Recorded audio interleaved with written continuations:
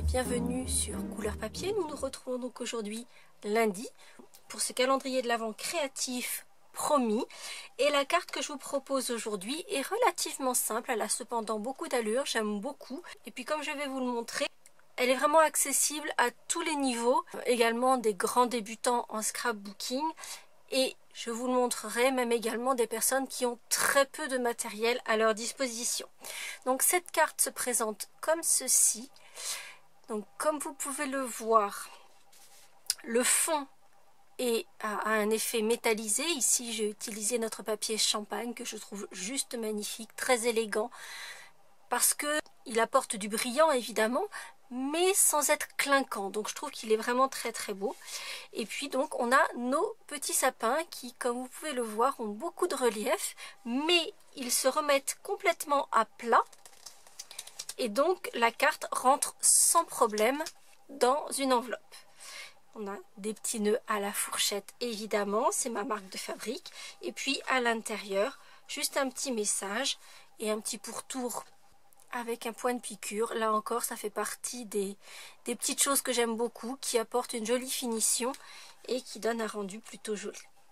Et donc je vous invite à me suivre pour réaliser cette carte qu'on va faire un petit peu différemment. Donc ici, je vais utiliser des papiers issus du même set de papier qui s'appelle Noël autour du monde. Donc là, j'ai choisi des papiers qui donnent un effet de tartan que je trouve plutôt rigolo. Et ensemble, nous allons réaliser cette même carte avec deux autres papiers issus de ce même set, mais vous voyez très différents. Donc ici, ça fait un effet de ciel enneigé. Et puis là, on a un papier que je trouve très très beau, très élégant, donc gris avec des petits flocons dessus. Ces papiers, je vais les assortir à un fond de carte blanc, alors que j'avais utilisé un fond de carte vanille sur ma première version. Je vais faire le matage en piscine party et l'embossage sur du papier argent. Petite précision que je trouve très intéressante, comme vous le savez, avec Stampin' Up, les gammes de couleurs sont toujours assorties, donc les encres, ici en l'occurrence, j'ai utilisé le rouge que j'ai repris ici également. La même chose sur mes petits rubans, comme ça je suis sûre qu'il n'y a pas de faute de goût. Tout est parfaitement assorti. Et pour cela, donc effectivement, on a nos encres, nos papiers qui portent toutes le même nom. Mais sur nos papiers à motifs, comme ici, sur mes papiers effet tartan, au dos des lots de papier, nous avons la liste des couleurs qui sont utilisées. Et donc, je vois ici que sur ce set de papier-ci, on a le gris souris, le vert jardin, vert olive, piscine party, rouge, douce suède, trait vanille et murmure blanc. Et donc, comme le trait vanille est utilisé dans ce set-ci, c'est la raison pour laquelle j'ai mis du trait vanille sur mon fond de carte. Ici, on est sur des couleurs plus froides. J'ai pris une base de carte murmure blanc. Et, comme je vous le disais, donc il m'est indiqué que ce bleu-ci, c'est le bleu piscine party. Donc, j'ai fait mon matage avec le bleu piscine party. Pour réaliser mes petits sapins, je vais découper des carrés. Tout simplement. Alors ici, ce sont des carrés festonnés, comme vous pouvez le voir. Vous voyez ici que toutes les bordures de mes petits sapins sont festonnées. J'ai donc utilisé pour ça ma pyramide de carrés. Et je vais en fait, on a 10 carrés festonnés dans cette pyramide. Et en fait, on a le plus grand ici, le deuxième, troisième, quatrième. À chaque fois, ils sont intercalés quand ils sont bien rangés. Et donc en fait, moi je vais en prendre un sur deux. C'est-à-dire que je vais prendre le troisième plus grand, puis le cinquième, le septième et le neuvième carré dans l'ordre de la pyramide. Ce qui veut dire, si vous n'avez pas le même set que moi, on a un carré festonné d'environ 6 cm, 5 cm, 4 et 2,5. Pour mon plus grand sapin, je vais utiliser ces 3 carrés-ci. Et pour les deux plus petits de part et d'autre, je vais utiliser ces 3 là. pendant que la Big Shot sera sortie, je vais également embosser à sec mon papier argent métal. Et pour cette version-ci, donc sur mon prototype, j'avais utilisé le classeur d'embossage comme ceci, qui donne un effet de quilting, comme s'il y avait des petits points de piqûre sur un patchwork. Donc j'aime vraiment beaucoup, je trouve qu'il donne beaucoup d'allure au projet. Donc voilà ce qu'il donne quand il est embossé. On a presque l'impression que c'est du cuir qui a été piqué, je trouve ça très très joli. Et pour cette version-ci, je vais utiliser celui-ci, donc avec un effet motif ou.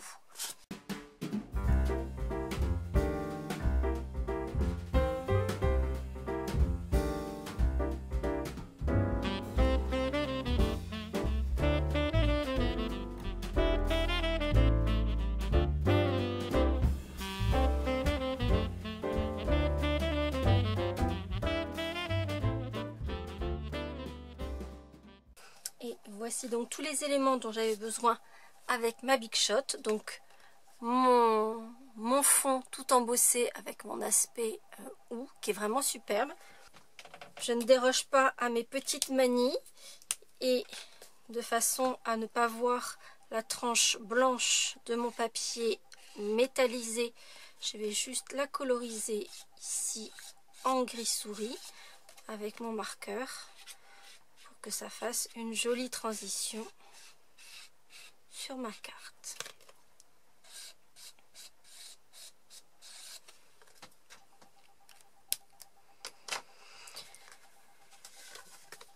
Je vais donc coller ceci ici et ça viendra par-dessus.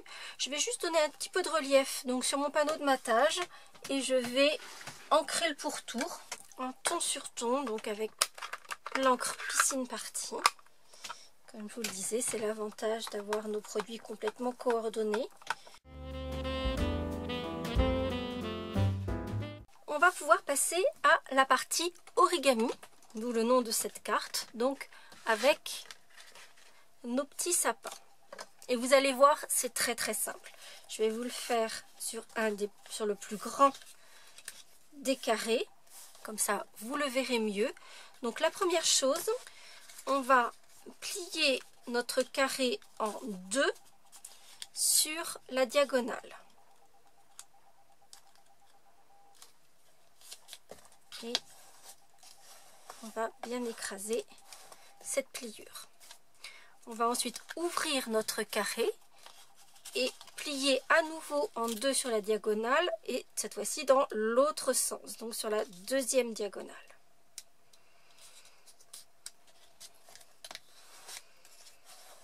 Et on appuie à nouveau. Donc pour l'instant, on a notre carré avec les deux diagonales qui sont marquées. Ensuite, on va marquer une horizontale. Donc cette fois-ci, on le plie en deux.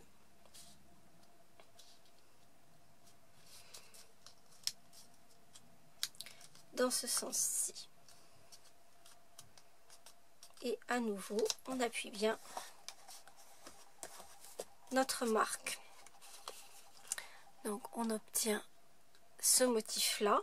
Et c'est là que l'on va faire le pliage, c'est-à-dire que l'horizontale va se plier en vallée. Donc on va les repousser vers l'intérieur, alors que toutes les diagonales vont se plier en montagne. Simplement comme ceci, pour former un triangle. Donc vous voyez, on a cette forme-ci. Je vais ensuite ramener un des côtés sur son côté opposé, simplement pour marquer le centre de ce triangle. Et les deux morceaux qui sont sur le dessus, je vais les replier en deux le long de cette marque que je viens de plier. Et la même chose de l'autre côté. Donc on n'hésite pas à prendre son ongle pour bien marquer la pointe, pour que ce soit bien joli. Une fois que l'on a plié comme il le fallait, on marque la pliure pour obtenir cette espèce de petit avion comme ceci. Et on va procéder à ce même pliage sur tous nos petits carrés.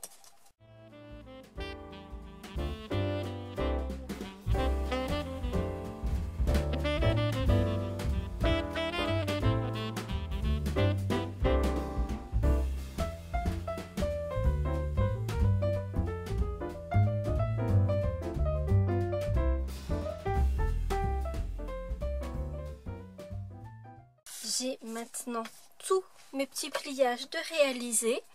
L'étape suivante va être de positionner de l'adhésif double face. Et cet adhésif double face, je ne vais le poser que... Donc au dos, vous avez un triangle et je vais juste le poser à la base du triangle. Surtout pas jusqu'en haut.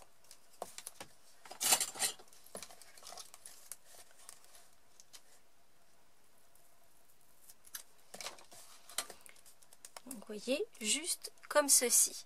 Et je vais faire ça sur tous, sur les petits, de toute façon, ils sont tellement petits que ça viendra jusqu'en haut.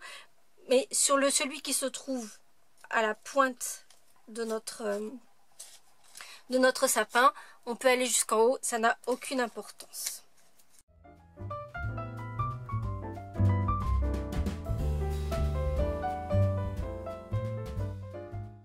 Une fois que tous mes petits morceaux ont leur adhésif de positionner au dos, on va commencer par assembler le matage et le panneau métallisé embossé.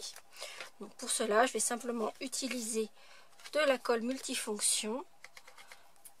Il faudra être suffisamment généreux puisque le papier étant embossé, il faut que ça puisse bien se coller partout.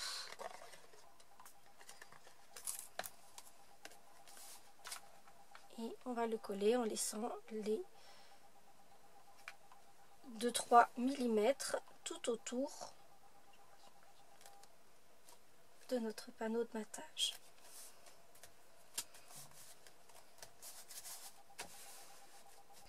Et on va ensuite de la même façon coller le panneau décoratif sur ma base de carte.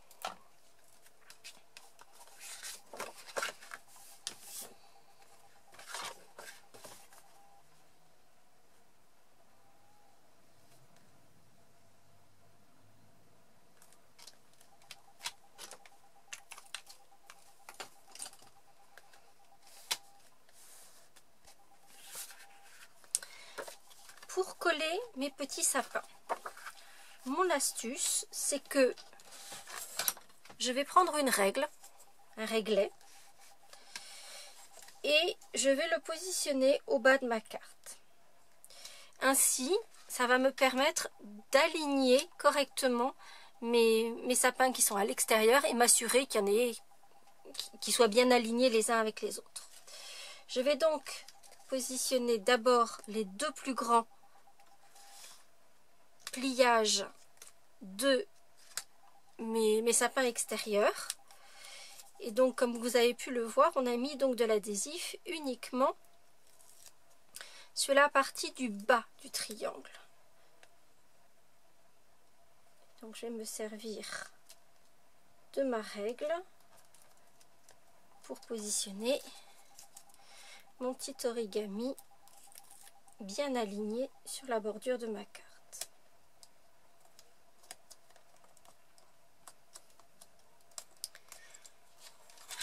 Ensuite, je n'ai plus besoin de cette règle. Et les autres, en fait, vous allez comprendre pourquoi on a mis de l'adhésif uniquement en bas. Parce qu'en fait, ils vont venir se positionner par-dessus et à l'intérieur. C'est-à-dire que ici, ça nous fait un petit espace vide. On va rentrer cet espace vide dans la pointe origami précédente. Pour le sapin du centre, il va venir juste en dessous et de la même façon, on va placer les les petits pliages les uns dans les autres et au-dessus des autres. Je viendrai ensuite parfaire mes décorations, la décoration de mes petits sapins avec un petit nœud à la fourchette évidemment, que j'ai déjà préparé.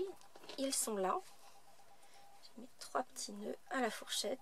Et ici, je les ai faits dans le ruban de fibre naturelle argent, donc avec juste ce petit filet argenté au centre.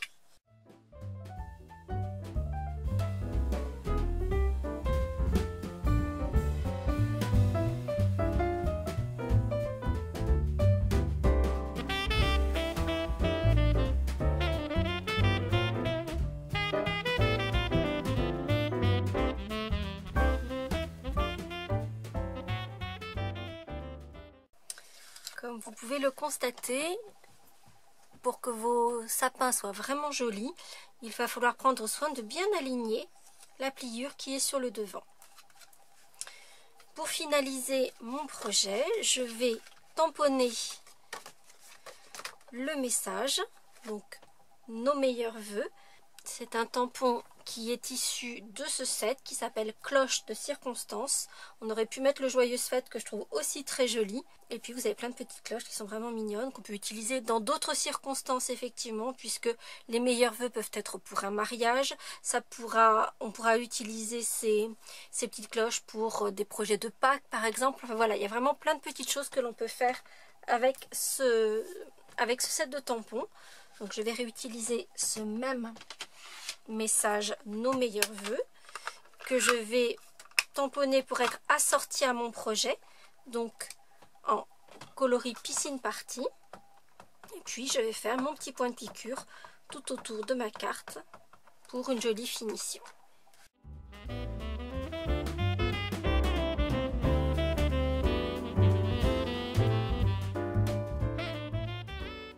Et voici la carte, cette fois-ci dans des tons très givrés, avec nos petits sapins et toujours le petit message, tout est coordonné.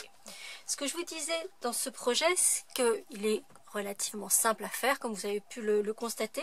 Il s'agit juste d'être un peu minutieux et faire correctement son pliage pour que ce fasse des jolis petits sapins. On pourra tout à fait faire ce même type de carte dans l'autre sens et rajouter un pliage supplémentaire. Donc là ici j'en ai 4, ou en faire même davantage si vous le voulez. Je vous laisse au passage apprécier ce classeur d'embossage que nous avions déjà au catalogue l'an dernier, qui est juste magnifique et qui fait cet effet de tricot irlandais avec ses torsades qui est juste magnifique. C'est un classeur d'embossage dynamique, ce qu'on appelle, donc avec, vous voyez qu'il a beaucoup plus de relief, il donne vraiment énormément de relief, je trouve qu'il est juste magnifique. Et puis ce qui est intéressant avec un projet comme celui-ci, c'est que si vous êtes, ce que je disais au début de cette vidéo, complètement débutant et avec peu de matériel, vous allez pouvoir réaliser cette carte sans avoir besoin de la Big Shot. Alors évidemment, la carte aura peut-être moins de texture, peut-être moins d'allure, mais elle aura toujours énormément d'intérêt. Vous voyez que ici, j'ai fait mon sapin sans utiliser le carré festonné, donc simplement en coupant des carrés droits et en faisant le même pliage. Je n'ai pas embossé le fond, donc évidemment, quand on met les deux l'un à côté de l'autre, on se rend compte que, ici en plus on prend celui-ci qui a énormément de relief, on se rend compte qu'il manque un petit peu quelque chose. On aimerait bien mettre quelque chose sur ce fond, mais pour autant, la carte reste vraiment très jolie et plus sobre. Mais je trouve qu'elle a toujours beaucoup d'allure, et là vous avez simplement besoin d'un peu de papier, du papier de couleur. Alors petite précision, pour faire les pliages, prenez un papier qui soit relativement fin. Nos papiers à motifs sont plus fins que nos papiers cartonnés et ils seront parfaits pour cela. Le papier à musique qui est encore plus fin sera juste magnifique. J'ai pas voulu vous le ressortir pour ce projet parce que je vous l'ai déjà sorti samedi dernier, donc je vais éviter de vous le sortir à tous mes projets de l'avant, mais il donnera un résultat magnifique sur cet effet de pliage avec les petits sapins origami. Et vous voyez qu'on a une jolie carte sans avoir besoin de Big Shot. Par contre, si vous commencez à apprécier de travailler le papier, mon petit conseil, c'est de vous faire ouvrir la Big Shot pour Noël. Ça sera un super investissement, vous n'allez pas le regretter, c'est vraiment un très très bel outil.